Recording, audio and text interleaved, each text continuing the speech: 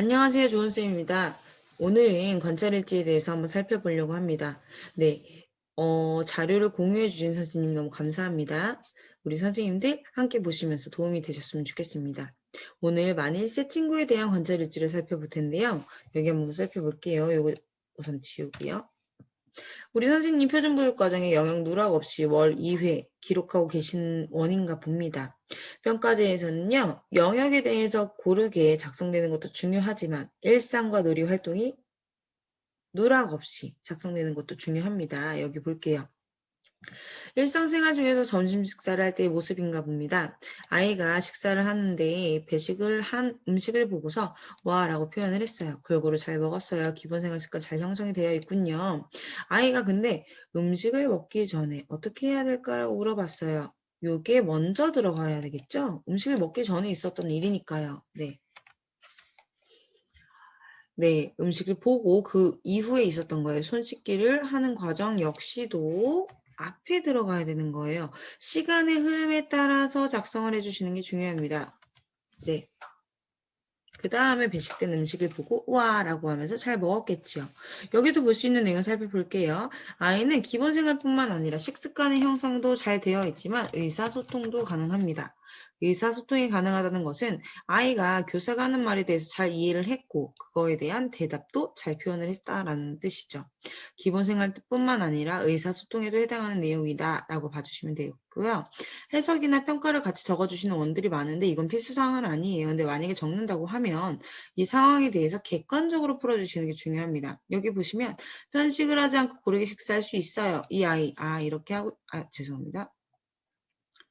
편식을 하지 않고 고르게 식사할 수 있다라는 걸 알 수 있고요. 자신의 신체 부분을 알고 내가 손이 어디 있는지 알고 있어요. 그쵸? 깨끗해지는 과정에 대해 정확하게 인지하고 굳이 불필요한 내용이라면 삭제해도 괜찮습니다. 스스로 깨끗하게 씻기를 시도할 수 있으며 일상생활에서 손 씻기의 중요성을 인지하고 있다. 이건 제가 추가한 부분이거든요. 파란색은 제가 추가한 부분이에요. 교사가 위험한 상황을 안전과 관련된 내용을 이야기하면 위험한 상황을 알리면 위험한 상황을 알리면이 아니라 안전과 관련된 내용을 이야기하면 죄송합니다. 화면이 자꾸 움직이네요. 위험한 상황에 대해서 알린 게 아니고요. 위험한 상황이 될 수 있음을 안전과 관련해서 안내를 해주었고 교사의 말을 이해하고 스스로 행동을 조절할 수 있었다라고 해주시면 더욱더 매끄럽게 해석을 할 수 있었을 것 같습니다. 네, 이거 보시고요. 실내 놀이에서 쌓기 영역의 내용을 보았습니다. 일자, 관찰된 날짜 적어주시는 거 필수 내용이고요. 땡땡이가 어떻게 놀았나 봤더니 와플 블럭을 가지고 놀이했나 봐요. 와플 블록길을 천천히 걸어가면서 양팔을 위아래로 움직이며 이동했습니다.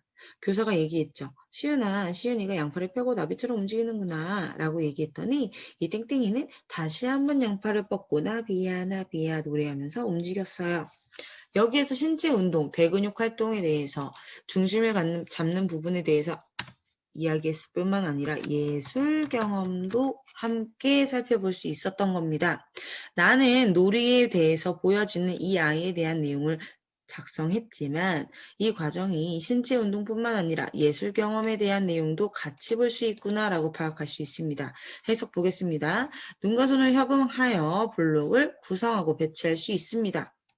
나란히 길게 연결하고의 내용은 관찰에서 이미 작성되어 있지요. 이 아이의 행동을 객관적으로 다시 평가한다면 구성하거나 배치할 수 있습니다. 조합해서 놀이에 활용할 수 있습니다. 이게 객관적인 평가라고 볼 수 있습니다. 블럭을 나란히 길게 연결하고 라고 해서 평가제에서 감점이 되는 건 아니지만 이미 이 행동을 통해서 무엇을 보일 수 있는지를 작성해 주시는 게 평가의 의미이기 때문에 이 아이는 자신이 할 수 있는 행동, 눈과 손을 협응해서 블록을 구성, 배치, 조합할 수 있구나. 그것을 놀이에 활용할 수 있구나. 라는 내용을 평가로 해주시면 좋을 것 같습니다. 본인이 활용하는 블록의 특성을 잘 이해했어요. 와플 블록을 조합을 하는 것. 근데 끼워 맞추잖아요. 이거에 대해서는 블로그의 특성을 잘 이해하지 않으면 잘 몰라요. 영세대 같은 경우는 와플 블록을 연결해서 늘어뜨리기보다는 위로 막 쌓거나 아니면 던지거나 뭐 이러면서 놀이를 하겠죠. 아이들 수준마다 아이들 연령마다 놀이에 반응하는 정도가 다른 것처럼 이 아이는 블럭의 특성을 이해했기 때문에 이걸 잘 활용할 수 있었던 겁니다. 여기서 볼 수 있는 건 자연탐구의 영역이겠죠. 어떤 사물의 특성을 잘 이해하고 있다는 것은 자연탐구의 영역입니다. 자연탐구도 해결되었습니다. 스스로 신체의 균형을 잡고 양팔 뻗기, 위아래로 움직이고 이동하는 등의 행동을 할 수 있음. 네, 신체 운동에 대한 내용도 같이 해석하였습니다. 자신이 주도하여, 당연히 자기가 놀이를 하고 있으니까 자신이 주도했겠죠. 스스로 놀이를 하는데 적극적으로 자신의 표현할 수 있으며 라고 이야기했어요. 그렇기 때문에 무조건 언어로 대답해야 의사소통이 아닙니다. 자신의 생각이나 감정을 표현할 수 있는 다양한 모습이 다 의사소통의 한 영역이라고 볼 수 있습니다. 의사소통도 가능합니다. 대소 근육 조절에 능숙함 잘 써주고 계셨는데 제가 말씀드리고 싶은 건 실내놀이 쌓기 영역에서 보여지는 이 아이의 활동으로 우리는 신체 운동뿐만 아니라 예술 경험, 자연탐구, 의사소통을 모두 충족할 수 있었다라고 봐주시면 될 것 같습니다. 의사소통 한번 살펴볼게요. 이 아이가 언어 영역에서 놀이하고 있는 모습인가 봐요. 바구니에서 물놀이를 할 때 그림카드를 보며 관심을 보였어요. 땡땡아, 어떤 그림이 있는지 같이 볼까? 라고 교사가 적절히 개입을 했나 봐요. 시윤이가 이건 뭐야? 라고 물어봤는데 이거는 물놀이할 때 필요한 물건이래요. 이게 뭔지 알고 있니? 라고 물어봤더니 이모랑 이거 바다에서 타봤어요. 라고 얘기했어요. 시윤이가 이모랑 튜브 타면 정말 재미있었나 보구나. 라고 얘기했더니 튜브가 있는 곳을 향해서 이동을 했고 튜브 위로 올라가서 놀이를 진행을 했나 봅니다. 의사소통 당연히 자연스럽게 잘 이루어졌고 상황에 대해서 정확하게 대답할 수 있어요. 그뿐만 아니라 상상놀이를 했어요. 내가 경험했던 걸 다시 상상으로 놀이를 했지요. 그러면 예술 경험에도 해당하고요. 자신이 이 놀이에 즐겁게 참여한다. 원의 일과에 즐겁게 참여한다. 기본 생활도 해당할 수 있습니다. 땡땡아 이렇게 활동했구나라는 이 과정에 대한 관찰 기록을 썼으므로 이 모든 내용을 다 충족할 수 있었다라고 봐주시면 되겠습니다. 해석 평가 보겠습니다. 그림책 또는 활동자료에 관심을 보이며 원하는 것이 있을 때 불필요하다라고 보기보다는 굳이 작성하지 않아도 분명히 알 수 있는 부분이죠. 본인이 표현하고자 하는 내용을 말하는 사람을 보며 이야기할 수 있다. 의사소통의 내용입니다. 상대방의 이야기를 주의 깊게 듣고 주의 깊게 듣지 않았다면 대화가 가능할까요? 안 되죠. 의사소통에서 듣기 영역의 부분을 잘 하고 있구나라고 알 수 있어요. 자신의 경험을 떠올려 자신의 생각이나 감정을 적절한 단어 사용으로 표현할 수 있음. 자신의 생각이나 감정을 적절한 단어 사용으로 자신의 원하는 것을 여기 원하는 것이 있을 때 불필요한 중복은 삭제해도 괜찮습니다. 바깥놀이를 할 때 모습을 볼게요. 페트병에 물을 담아 물주기를 보여주었어요. 아이가 관심을 보이면서 물이 이렇게 떨어지네요. 나는 비가 올 때 기억이 나요. 우산 필요하잖아요. 라고 얘기했어요. 맞아. 비가 올 때는 우산이 필요해. 시은아 너도 우산 써본 적이 있니? 라고 물어봤어요. 우리 집에 있는데? 라고 연결을 생각을 할 수 있었죠. 이 아이의 행동에 대해서 해석을 보면 교사의 행동을 주의 있게 살펴본 후에 모방하며 특정 현상을 탐색할 수 있었습니다. 자연탐구의 영역이겠죠. 자신의 인지뿐만 아니라 상황이나 경험을 연결하여 적절한 내용에 대한 내용을 언어적으로 표현할 수 있구나. 언어적으로 표현했대요. 그럼 당연히 의사소통이겠죠. 놀잇감에 내 이해하고 용도에 알맞게 활용할 수 있었음. 어떻게 활용했는지 여기 이렇게 해석이 되었다면 이 안에 활용한 내용에 대해서 있으면 좋겠지만 바라본다에서 그쳤어요. 바라본다에서 그쳤는데 활용할 수 있음이라고 했다면 활용한 내용에 대해서 구체적인 기록을 같이 작성해 주시면 좋겠습니다. 네, 이렇게 파악해 주시면 좋을 것 같아요. 이뿐만 아니라 아이가 여기서 한번 살펴볼게요. 페트병 분수를 잡고 어떤 활동이 조금 구체적으로 표현이 됐다면 신체 운동도 연결이 될 수 있어요. 그리고 어떻게 잡고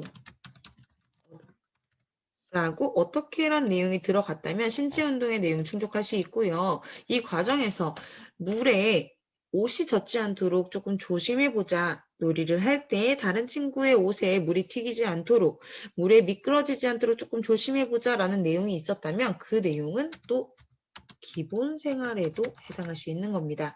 여기서 중요한 거 다시 한번 살펴볼게요. 우리 선생님들이 일상이나 놀이 활동에 대해서 관찰 기록을 쓰실 때 영역에 대해서 너무 집중하시기보다는 내가 자연스럽게 놀이나 일상 활동에 대한 내용을 기록을 하는 과정 안에서 모든 영역을 다 충족할 수 있다라고 봐주시면 될 것 같습니다. 이 안에서 만약에 이 땡땡이라는 친구가 다른 친구가 접근했을 때, 다른 친구가 관심을 보였을 때 그거와 관련된 소통을 했다면 그 부분은 또 사회관계가 되겠죠. 이런 식으로 해석을 해주시면 좋을 것 같아요. 여기 위 한 번 더 다시 보겠습니다. 네, 예술 경험 볼게요. 아이가 음료용량에서 놀이하고 있는 모습을 보고 있어요. 놀이 중에 모형 과일을 가지고 놀다가 옆에 있는 친구가 만들었던 마이크를 들고 와서 나비야 나비야라는 노래를 불렀어요. 그래서 예술 경험이구나라고 썼어요. 노래를 반복해서 부르며 몸의 리듬에 맞춰서 움직였어요. 신체를 움직였어요. 어디에 해당할까요? 신체 운동. 네, 아이가 한 게 아니라 친구가 만들었던 마이크를 가지고 왔어요. 여기에서 만약 친구와의 소통이 있었다면, 여기 죄송해요. 오타 고치고, 친구와의 소통이 있었다면 사회관계, 친구가 만들었던 것에 관심이 있었다라는 표현을 했다면 그것도 사회관계가 되겠죠. 여기에 이렇게 해석해 주시면 되고, 평소 흥이 많아 라는 내용은 그 내용을 굳이 작성하지 않아도 괜찮아요. 평소에 이 아이가 보여줬던 구체적인 관찰 기록에 대한 내용을 적어주시는 게 관찰 일지의 내용이거든요. 평소 노래 부르기를 즐기며 친구의 행동에 관심을 갖고 사회관계 맞지요. 이를 관찰하는 후에 모방하며 표현하는 모습을 보였습니다. 네, 친구가 하는 활동이나 놀이에 함께 참여하기를 좋아해요. 사회관계 또 해당이 됩니다. 친숙한 노래는 가사를 정확하게 부를 수 있어요. 의미를 알고 있다는 거예요. 자신의 감정이나 생각을 노래로도 표현할 수 있는데 예술 경험뿐만 아니라 의사소통에도 해당한다는 내용이죠. 리듬에 맞는 동작의 움직임이 가능하다. 동작의 움직임. 그래서 신체 운동에도 해당한다는 내용입니다. 네, 이렇게 다양한 영역이 해석될 수 있다는 거 기억해 주시고요. 마지막입니다. 역할 영역에서 노래하는 모습이에요. 접시에 담긴 음식을 보면서 교사가 이야기했어요. 우와, 추석에 먹는 음식이 많이 있구나. 굳이 불필요해요. 많은 음식이 많이 있구나. 아니죠. 추석에 먹는 음식이 많이 있구나. 라고만 얘기해 주시면 돼요. 육아를 한 개 집어넣어서 입에 넣는다. 네. 교사가 하는 말에 대해서 반응을 했어요. 나 이거 좋아하니깐요. 의사소통 해당되겠죠. 듣기 말하기 둘 다 가능했으니까요. 교사가 시윤아 먹어보니까 어때? 음식을 나눠 먹으면 더 맛있을 거야 라고 얘기했더니 친구한테 창민아 먹어라고 얘기했대요. 사회관계 당연히 해당이 되겠죠. 시윤아, 시윤이가 먹은 거 말고 새로운 것을 주는 건 어떨까? 라고 얘기해 주시면서 아마 먹던 것을 친구에게 주면 친구가 불편할 수 있어. 그뿐만 아니라 건강에도 좋지 않은 영향을 미칠 수 있어 라고 알기 쉽게 안내를 해주셨겠지요. 그 내용 적어주시고 기본 생활 함께 풀어주시면 되겠습니다. 네.